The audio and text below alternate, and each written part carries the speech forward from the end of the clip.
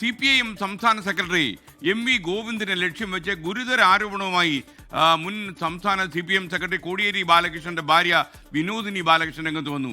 കേരളത്തിൽ ഒരു പ്രധാന സ്ഥാനം വഹിക്കുന്ന PB അംഗത്തിൽ നിന്ന് നേരിട്ടത് ക്രൂരമായ അവഗണനയെന്ന് പച്ചക്കുതിര മാസികയ്ക്ക് നൽകിയ അഭിമുഖത്തിൽ വിനോദിനി പറഞ്ഞു. ഷബീദ് റാവുത്തർ ഈ വാർത്തയുടെ കൂടുതൽ വിവരങ്ങൾ നൽകാൻ നമുക്കൊപ്പം ചേരുന്നു.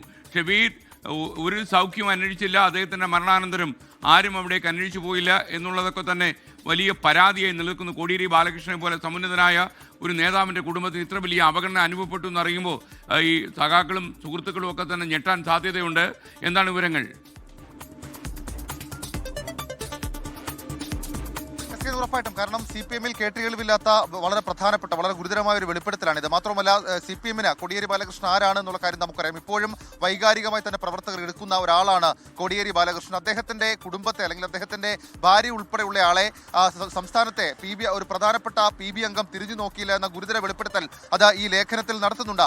അതിലെ ചോദ്യം ഇങ്ങനെയായിരുന്നു: കോടിയേരി വിട്ടുപോയിട്ട് 4 വർഷമാകുന്നു, നേതൃത്വത്തിന്റെ സമീപനം എങ്ങനെയായിരുന്നു എന്നുള്ളതായിരുന്നു ചോദ്യം. അതിന് വിനോദിനിയുടെ മറുപടി ആ ലേഖനത്തിൽ പറയുന്നത്: മരണവും സംസ്കാരവും കഴിഞ്ഞ് എല്ലാവരും പിരിഞ്ഞുപോയി. നിങ്ങൾ ഉദ്ദേശിക്കുന്ന തരത്തിൽ നേതൃത്വത്തിൽ നിന്ന് പിന്നെ ആരും ബന്ധപ്പെട്ടിട്ടില്ല. നീ ഓക്കെ ആണോ? ഞങ്ങളൊപ്പമുണ്ട് എന്ന് പോലും പറഞ്ഞിട്ടില്ല. മാത്രമല്ല, സാധാരണ പ്രവർത്തകരെ കുറിച്ചല്ല താൻ പറയുന്നതെന്നും വലിയ ചില നേതാക്കളെ കുറിച്ചാണ്. അവരൊന്നും ഇവിടെ വരികയും സംസാരിക്കുകയും ചെയ്യണമെന്നല്ല, സ്വന്തം പോക്കറ്റിലുള്ള ഫോൺ എടുത്ത് ഒന്ന് സംസാരിക്കാൻ പോലും ആർക്കും തോന്നാത്ത ഒരു കാലമായി ഇത് മാറിയോ എന്ന് വിനോദിനി ചോദിക്കുന്നുണ്ട്.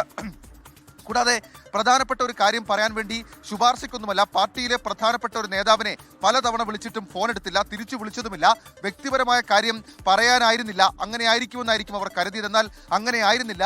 ആഭ്യന്തരമന്ത്രിയും സംസ്ഥാന സെക്രട്ടറിയും പൊളിറ്റ് ബ്യൂറോ അംഗവുമായി ആയിരുന്ന കോടിയേരിയുടെ മരണം നടന്ന 4 വർഷത്തിനിടയിൽ എനിക്കുണ്ടായ അനുഭവമാണ് ചൂണ്ടിക്കാണിക്കുന്നതെന്നും കുടുംബത്തോടുള്ള സമീപനമാണ് പറയുന്നതെന്നും വിനോദിനി പറയുന്നുണ്ട്. അപ്പോൾ വീണ്ടും അടുത്ത ഉപചോദ്യമായി മറ്റൊരു ചോദ്യം ചോദിക്കുന്നുണ്ട്: ആ വലിയ നേതാവിന്റെ പേര് താങ്കൾ പറഞ്ഞിട്ടില്ല. സ്വാഭാവികമായും ഇന്നത്തെ അവസ്ഥയിൽ വായനക്കാർ ധരിക്കുക അത് പിണറായി വിജയൻ ആയിരിക്കുമെന്നുള്ളതല്ലേ എന്നുള്ള ചോദ്യം ഉയർത്തുന്നു. എന്നാൽ അതിന് മറുപടിയായി അല്ല, വിജയേട്ടൻ വിളിച്ചാൽ ഫോൺ എടുക്കുകയും അപ്പോൾ പറ്റിയില്ലെങ്കിൽ തിരിച്ചു വിളിക്കുകയും ചെയ്യുന്ന ആളാണ്.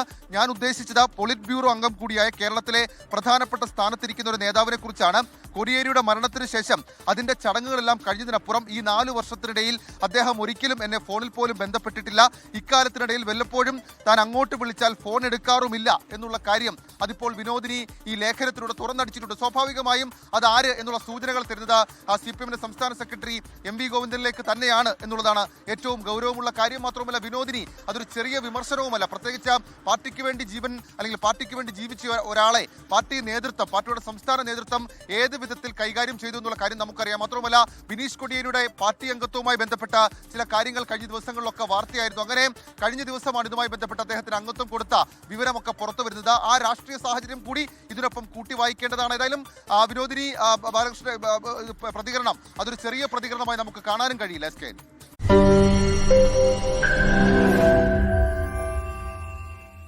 ലോകത്തെവിടെയായാലും ഏത് സമയത്തും 24 വാർത്തകളും ഓഗ്മെന്റഡ് റിയാലിറ്റി പാക്കേജുകളും എക്സ്പ്ലെയിനറുകളും വിശദമായി കാണാൻ ഞങ്ങളുടെ YouTube ചാനൽ നിങ്ങൾക്ക് സബ്സ്ക്രൈബ് ചെയ്യാം.